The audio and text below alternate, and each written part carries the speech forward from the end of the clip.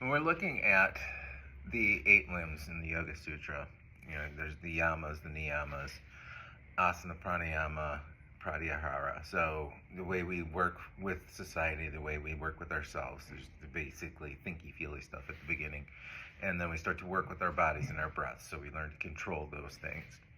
Pratyahara, as we start to bring the senses in. And then we work on dharana, dhyana, and samadhi. So concentration, meditation, and complete integration or super consciousness. So when we get to the point that we start to work with concentration, this is where the challenges of yoga really set in. The physical part, we have some physical limitations, but the body's going to do what the body's going to do. The breath gives us this ability to slow down our nervous system and kind of relax into it. But once we start to work on concentration, there's a whole lot of outside influences. And on a day like today, I'm coming into the studio and they're doing construction out in front. They're putting in a new sidewalk. So right now there is a couple different trucks. I've heard a chainsaw come on, blowers.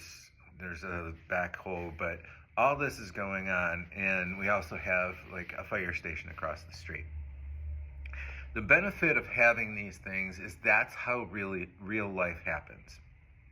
So if you're going to work on finding concentration and working into meditation and samadhi, we need the challenges of distraction. Because in order to focus the mind enough that we move from distraction to attention, we have to realize that it's going to happen, that it's going to drift away. We have to refocus.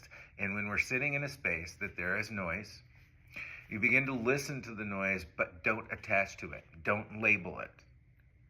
You just allow that to float by, and the mind stays in that moment, and then the next noise pops up and it just floats by. Then a thought pops up and that floats by. It's the attachment to any of these individual things that becomes the issue. So learning to allow the mind to just let it float by without grasping on it. We don't need to hang on to every thought, every sound, every sensation that happens. We can just experience it.